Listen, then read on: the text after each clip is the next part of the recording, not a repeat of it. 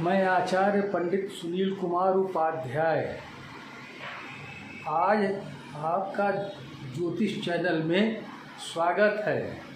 आज हम लोग बात करेंगे क्योंकि ज्योतिष विद्या को नेत्र कहा गया है, ज्योतिष को नेत्र कहा गया है। नेत्र देखने का काम करते हैं और इस भूमंडल पे मनुष्य के जीवन पाने का लक्ष्य, क्योंकि मनुष्य की यात्रा बहुत कठिन होती है। आप गर्भस्थ से अगर देखें, पता नहीं किस योनि में कितने युगों से वो भटक रहा है और ये मनुष्य शरीर प्राप्त करने के लिए उसको कितने कष्ट उठाने पड़े हैं। आज हमारा चिंतन इसी विषय पे है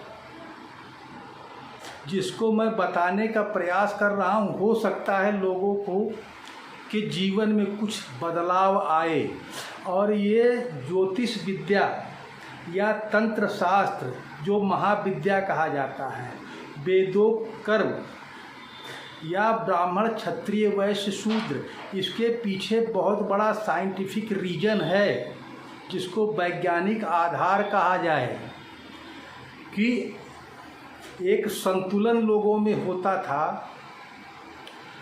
कि इस सृष्टि को चलाने के लिए सभी लोग उसमें बहुत सहयोग करते थे।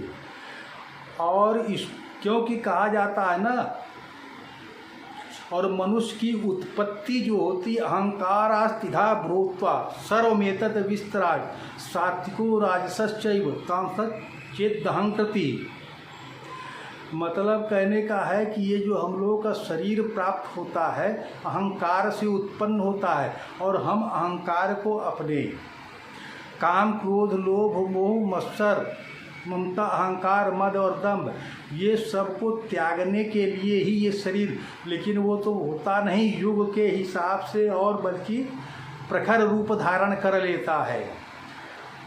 और ब्राह्मण का मतलब होता है कि अपने चेतन शक्ति को ब्रह्मांड में विराजमान करके भगवान शंकर को सबसे ज़्यादा ज्ञानी कहा गया है, लेकिन उन्होंने सभी चीज़ का परित्याग किया है।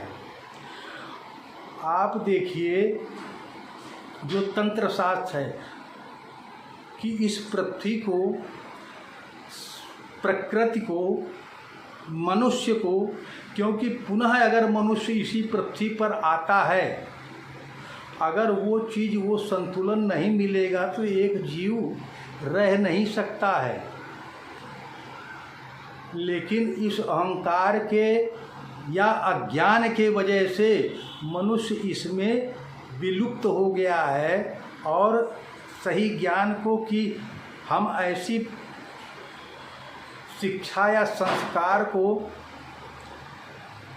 आगे बढ़ाएं जिससे कि आने वाली संतान या जो लोग गए हैं और इस प्रकृति पर्यावरण को संरक्षित सुरक्षित कैसे रखा जाए। तो चाहे वेद मंत्र हो, क्योंकि सभी देवी देवता जितने बनाए गए हमारे लिए कुछ न कुछ तो वो हमसे इच्छा रखते, हम उनसे वो हमारे आवश्यकताओं की पूर्ति करते हैं। इसीलिए ज्योतिष या वेद मंत्रों में हर एक कार्य के लिए मंत्रों की रचना की गई।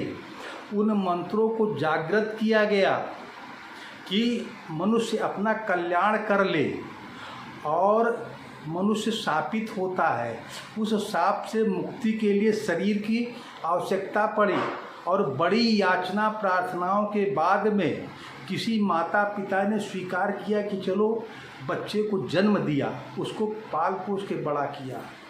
तो आज हमारी चर्चा इसी विषय पे है और दूसरे इसके माध्यम से ये भी बताएंगे कि कुंडली की 24 घंटे होते हैं, उसमें हमारे महर्षियों की सोच या मनुष्य की सोच किस तरह से थी कि वो उसको किस तरह से देखते थे, वो भी हम आज बताएंगे। तो अब हमारा विषय शुरू होता है। जैसे ये देखिए, दुर्लभ मानव मनुष्य यात्रा, तो ये हम लोग शरीर पाए एक यात्रा है हम लोगों की, और इस यात्रा इस मनुष्य शरीर से हम अपना क्या कल्याण कर सकते, इसका चिंतन हमेशा करना चाहिए। आज क्योंकि ये गर्भस्थ शिशु के विषय में आज हम बताने के लिए आपको ज्योतिष के माध्यम से शरीर प्राप्त कर आत्म कल्याण की कामना, ये शरीर हमारा जो है दुर्लभ, इससे हम अपना शरीर का आत्म कल्याण कैसे कर लें और हमारे द्वारा पीछे जो छोड़ के जाएंगे वो भी अपना कल्याण उद्धार उनका भी होता रहे। क्योंकि ये प्रकृति पर्यावरण को दूषित करके अगर जाएंगे तो हो सकता पुनः आते हैं तो फिर दूषित ही आपको प्राप्त होगा या उससे बिगड़ा हुआ प्राप्त होगा। तो इस चीज़ का प्रत्येक व्यक्ति को ध्यान रखना चाहिए। चलिए अब ये देखिए शुरू, ये अल्लाह की संस्कृत में श्लोक है, इसको मैं अभी विश्लेषण करूँगा एक एक श्लोक का। ये देखिए दिया हुआ है, जब प्रथम गर्भ में शिशु आता है, एक पिता के अंश में आता है, माता के क्षेत्र में स्थापित होता है, उसका क्रमिक विकास कैसे होता है इस चीज़ में श्लोक में बताया है। ये ज्योतिष का श्लोक है सारा। द्रवत्वम प्रथमे मासी कल्लाक्षम प्रजायते, द्वितीय तो घना पिंडा पेशी प्रच्छन्न बुदबुदा। प्रथम द्रव रजो के उसमें होता है, द्रवत्वम प्रथमे मासी कल्लाक्षम प्रजायते, तो उसमें थोड़ा घनत्व आता है, मिश्रित होता है। द्वितीय तो घना पिंडा पेशी प्रच्छन्न बुदबुदा, दूसरे महीने में वो बुलबुले के समान घनत्व आता है। पुत्री नपुंसकाम नाम ही प्रांगवस्था क्रमादिमा, और उसी मास में द्वितीय मास में ही स्त्री पुरुष या नपुंसक जो भी है उसका भी पता चल जाता है। तृतीय तो घन पिंडा, तृतीय तुम पुरांधंग करांगी शीर्षो मतम, तृतीय मास में पुरांधंग करांगी शीर्षो मतम, उसके जो है भ्रूण, उसमें जो अंग प्रत्यंग निकलने लगते हैं।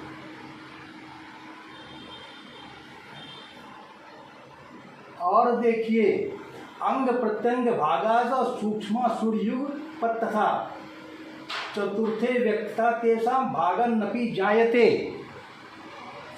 तो ये बता रहा है कि उसी मास में तृतीय मास में अंग प्रत्यंग निकलने लगते हैं और चतुर्थे मास में तेषा भागन नपि जायते, वह जो चतुर्थ मास में इसी मास में पुरुष भ्रूण में सूरतादि पुरुषोचित गुण आने लगते हैं उसमें। फिर देखिए आगे क्या, पुंसो शौर्या द्रव भावा भिरुस्वादि योजना नपुंसका नाम संकीर्णा भवंती प्रचक्षते। जो अगर पुरुषोचित गुण आते हैं तो उसमें जो है एक उत्साह और नपुंसक तो भीरुता आती है, मतलब और या स्त्रियोचित होते हैं तो उसमें जो है जैसे ये गर्भ से ही होने लगता है। अगर पुरुषोचित है तो उसमें उत्साह होगा, स्त्रियोचित या नपुंसकता है तो भीरुता होती है उसमें। और देखिए मातृजान चास हृदयम विषयन नाति कांक्षति अतो मातुर मनोभिष्टम कुर्यात गर्भ समृद्धये। और इसी पांचवें मास, इसी मास में वो माता के हृदय से दोहन, उस चीज़ को बच्चे की इच्छा जो होती है वो माता के हृदय में आने लगती है। तभी कहा जाता है कि उस मास में माता की जो भी इच्छाएं हो खाने पीने की उसको पूर्ति करना चाहिए, नहीं तो उसका असर बच्चे पे आता है। तो देखिए हमारा ज्योतिष शास्त्र जो है बहुत ही गहराई से और उसको एक एक चीज़ को समझा हुआ है। आत्म कल्याण या मोक्ष प्राप्ति, ये सारा ज्योतिष में दिया, या जीवन कैसे चलाना चाहिए उसका दिया। लेकिन अब आज आदमी केवल इस तक सीमित हो गया है कि हमारा ये कार्य साधन होगा कि नहीं होगा, ये हो जाए, इसके लिए क्या करें, किसी को शादी विवाह। लेकिन उससे बढ़ कर के ये तो एक मतलब आदमी अगर एक प्रक्रिया बना ले कि हाँ तो सारे काम देखिए सुचारू रूप से होने लगे, लेकिन वो खुद मनुष्य ही बिगाड़ता है। सनातन संस्कृत को बिगाड़ना ही मनुष्य की व्याधि का सबसे बड़ा कारण है। और उसमें जब अहंकार जुड़ जाता है आदमी का कि हमारी जो इच्छाएं हैं वो सर्वोपरि हैं, तो वो सबसे बड़ी व्याधि की कारण बनती हैं।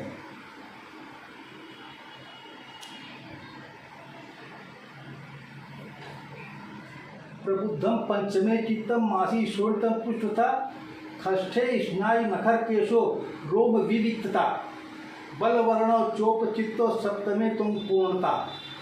अब देखिए प्रबुद्धम पांचवें मास में चित्त मास शोणित, मतलब माता के उससे बालक को जुड़ जाता है इच्छाएं सारी। और छठे मास में नख बाल, ये क्रमिक विकास हो जाता है बालक का। बल वर्णो चोप चित्तो सप्तमे तुम पूर्णता, 7वें मास में बालक पूर्ण हो जाता। अब ये यहाँ पर आपको हम बहुत गहराई से चीज जो बताने जा रहे हैं। इसी मास में देखिए अधोमुख स्वहस्ताभ्याम श्रोत्र रंधे पिधाय स्व। इस मास में बालक अपने हाथ से मतलब मुंह और नाक बंद करके तमाम यातनाओं को याद करता है। उसको उस टाइम बड़ा ज्ञान होता है और बड़ी याचना करता है कि इस संकट से किसी तरह से प्रभु पार कर दीजिए। लेकिन यहाँ आने के बाद तो सब मामला बदल जाता है। ये युग का भी प्रभाव है। और यहाँ आ करके फिर वो अपने को ही सब सर्वोपरि मानने लगता है। फिर कहता कुछ नहीं, सब हम, और हम ही बड़ा सबसे गड़बड़ है। तो ये जो है आध्योमुख स्वहस्ताभ्याम श्रोत्रंधे पिधाय स्व, मुख कान अब सब बंद करके और तमाम यातनाओं को याद करता है। जन्म जन्मांतर सब अपने पापों को अपूर्णों को सब याद करने लगता है कि बस इस संकट से प्रभु मुक्त करा दीजिए। तो 7वें मास का जो है बालक की बड़ी याददाश्त और सब कुछ बहुत ज़्यादा जो उसको ज्ञान होने लगता है अपने कल्याण के लिए। उद्विग्नो गर्भ संवासा कास्ते गर्भ लयान्विता ईश्वर पूर्वानुभूतांस नाना यातना। तो वही जो बताया कि गर्भ में सारी यातनाओं को याद करके अपने कल्याण के लिए प्रभु हमारा अगर उद्धार कल्याण हो जाए तो हम आपका कभी नाम नहीं भूलेंगे। सब जब आदमी संकट में होता है सब कुछ याद करता है, और जहाँ संकट से बाहर होता है तो सब कुछ छोड़ करके फिर अपने काम में लग जाता है। और बस यहाँ आने के बाद वो पैसा, बिल्डिंग, घर, गाड़ी, इस शौक में मतलब उसी में उलझ जाता है। जो कि यहाँ आया आत्म कल्याण के लिए कि किसी तरह से हमको ऐसा अवसर मिल जाए। और जो कि पूर्व में भी वो बड़ी याचनाएं किया है कि एक बार प्रभु मौका दे दीजिए हमको।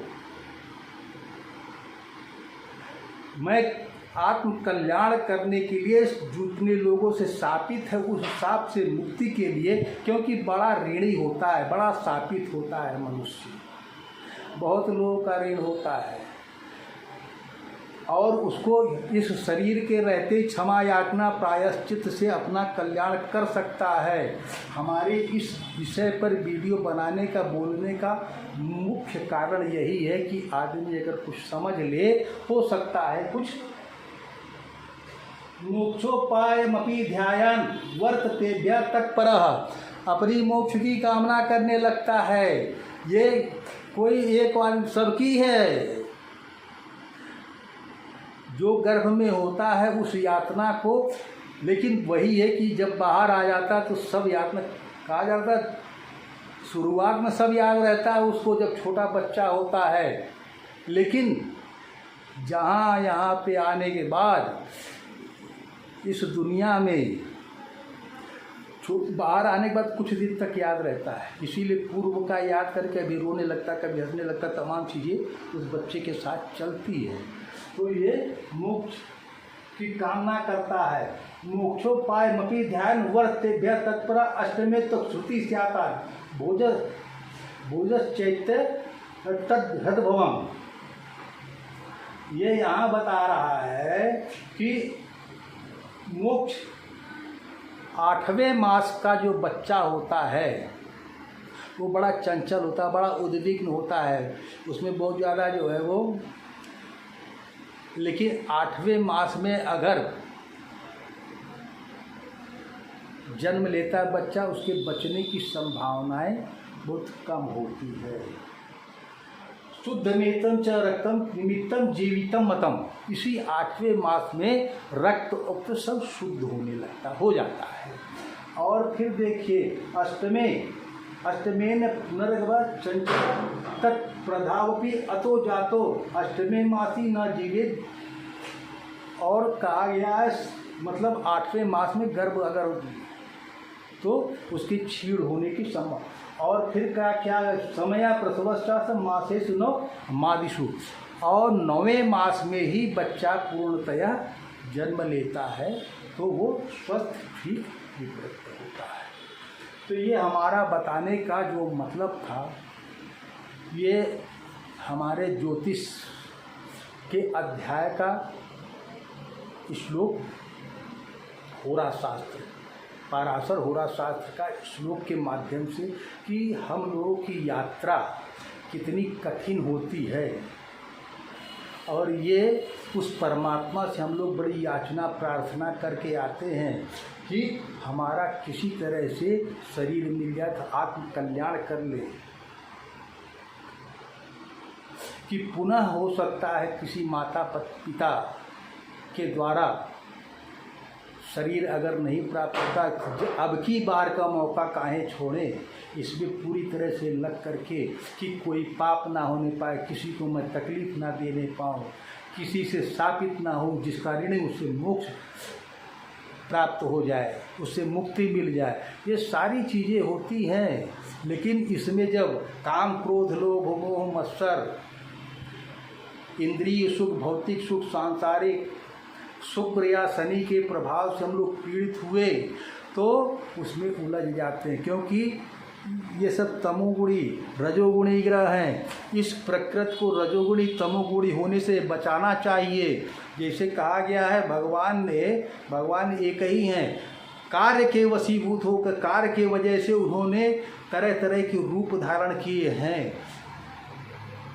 परमात्मा ने इस प्रकृति को 3 भागों में विभक्त किया, सात्विक राजस तामस। सात्विक ऋत व सत्य का पालन करते प्रकृति व सृष्टि के अनुकूल सादा आडंबर विहीन जितेंद्रिय होकर वैदिक कर्मों का पालन करना सत्वगुण है। इसी के विपरीत सृष्टि के नियमों का खुला उल्लंघन, प्रकृति के प्रतिकूल वैदिक कार्यों के विरुद्ध कार्य करना तामसिक गुण है। तो ये तामसिक गुणों से बचना है। और रजोगुण जब बढ़ता है,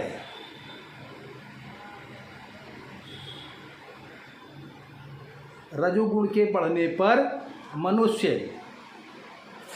रजोगुण जो है वो अपने मन का काम करना, जबकि अभिमान पूर्वक आलस से आंशिक रूप से वैदिक कर्मों का पालन करना राजसी गुण है। और जिसका जैसा कर्म होता उसी के अनुरूप सत्व रज तम, उसी के अनुरूप आदमी को परमात्मा के तरफ से व्यवस्थाएं मिलती है।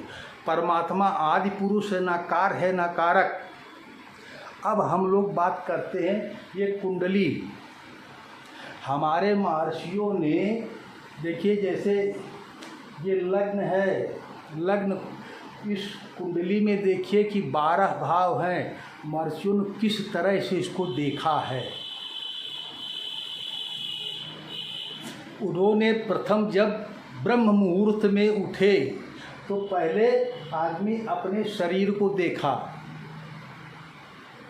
इस शरीर अपना चिंतन करता है, इस शरीर को स्वस्थ कैसे, हमारे शरीर में कोई कमी तो नहीं आई, निरोग है नहीं है, इस चीज़ का चिंतन किया। और संध्या बंदन स्नान ध्यान ये इस चीज़ का उन्होंने दिया है कि ये लग्न, ये इसको पृथ्वी भी कहा गया। और एक भाग को 30 अंश है, मतलब पूरा ये भचक्र हो गया 360। तो पहला चिंतन अपने शरीर का करने के लिए कहा गया है। और फिर दूसरे पार में आया बंधु बांधव कुटुंब धन का है, तो इसका चिंतन किया कि धन की स्थिति क्या है, क्या हमको धन अर्जन का क्या साधन इस तरफ जो है, या बंधु बांधव कुटुंब, इसके विषय में चिंतन किया। फिर देखिए जब उसके बाद, क्योंकि कहा जाता है ना 2-2 घंटे का एक लग्न बदलती, सूर्य उसी तरह से बदलता है। अब ये देखिए लग्न बदल गई, तीसरे स्थान पे आया, तो ये मनुष्य का पराक्रम, पुरुषार्थ, भाई बहन, छोटे भाई बहन, और क्या देखता है पड़ोसी का, हमारे आस पास पड़ोस नौकर, इसका भाव, ये संचार व्यवस्थाएं हमारी कैसी, उसका चिंतन करता है। फिर आता है चौथा भाव सुख भाव, मित्र भाव, माता का है, इस चीज़ का चिंतन करता है कि इस माता और सुख मित्र इन लोगों के विषय में सोचता है। फिर आ जाता पंचम भाव शिक्षा दीक्षा, पढ़ाई लिखाई, बच्चे के विषय में, और अपने बुद्धि प्रबंधन, इस चीज़ की व्यवस्थाएं क्या है। और फिर आ जाता है छठा भाव हमारे शत्रुओं की स्थिति क्या है, या मानसिक शारीरिक रोग, ये रोग देखा जाता है, या कर्जदारी झंझट, इसका चिंतन किया। और देखिए जब अर्धपहर हो गया तो ये सप्तम भाव पत्नी को भी अपने अनुकूल माना, रोजगार व्यवसाय का भी है। क्योंकि देखिए यहाँ आप देखिए ये आपका शरीर लग्न है, तो ये पत्नी का है, इसको भी अपने समतुल्य माना है हमारे शास्त्रों में इसको। लेकिन अब आज की व्यवस्था तो बड़ी गड़बड़ कर दी है लोगों ने, लेकिन ये पत्नी का स्थान समतुल्य माना गया है। तो ये सप्तम स्थान को भी बहुत गहराई से सोचा गया, देखा गया। और फिर देखिए अष्टम भाव कहा जाता पूर्वजों का धन, गुप्त बीमा, शेयर, बीमा उमा का, और दूसरे मृत्यु का स्थान है, और पत्नी के कुटुंब का भी, धन का भी है ये स्थान, इसका भी चिंतन। और फिर आगे बढ़ते हैं तो ये धर्म कर्म भाग्य, इस सब का चिंतन किया गया है। फिर इससे आगे बढ़ते हैं तो देखते हैं कर्म भाव, यश की प्राप्ति, सामाजिक प्रतिष्ठा, ये 10वां भाव हो गया, या हमारे कार्य की सफलताएं क्या हैं, इसका चिंतन करता है आदमी। और फिर इसके बाद देखिए एकादश भाव लाभ का, बड़े भाई का, सोर्स ऑफ इनकम, वाहन वाहन का भी देखा जाता है। तो ये देखिए एकादश भाव। फिर उसके बाद और आगे तब लास्ट में दिया गया खर्च का भाव और मोक्ष का भाव। हमारे मतलब जीवन को ले लीजिए या दिन भर में हमने जो किया उसके हिसाब से हमको खर्च करने के लिए कहा गया है। ऐसा नहीं कि अंधाधुंध खर्च करते रहिए। इस पर कहा गया है कि हमने जो इनकम किया कमाया उसके अनुसार, क्योंकि जो पहले देखिए 11 भाव लाभ का है, धन आने का है और फिर खर्च का है। तो लाभ हमने आज दिन भर में क्या कमाया, क्या अर्जन किया, और उसके हिसाब से उसका चिंतन करके हमको खर्च करने के लिए, और या जीवन निवृत्त होने के बाद, शरीर त्यागने के बाद मोक्ष की स्थिति हमारी क्या है। तो हमारा ज्योतिष जो है हर एक मामले में आप देखिए बहुत गूढ़ रहस्य का चिंतन किया गया है। ये प्रतिदिन का देखिए और या जीवन का देखिए, ये केवल इसके लिए नहीं है कि बस हमारा ये काम होगा नहीं होगा, हमारे बच्चे की क्या स्थिति, इस पर नहीं। ये तो बहुत सी चीज़ों को, पूरे जीवन का लेखा जोखा और इस प्रकृति पर्यावरण सबको कैसे संरक्षित सुरक्षित रखा जाए, और इस पर बड़ा ध्यान देना चाहिए। लेकिन आजकल तो सब ऐसे ही खाली, कोई ध्यान इस पर किसी का नहीं है। इसीलिए ज्योतिष को नेत्र कहा गया है। अगर इस पृथ्वी पर कहा गया ना, सूर्य चंद्रमा और बृहस्पति की स्थितियां अच्छी होगी तो मनुष्य का जीवन कल्याणकारी होगा और ठीक होगा। उस तो धन की भी नहीं कमी होगी और कार्य सारे आपके संचालित होंगे।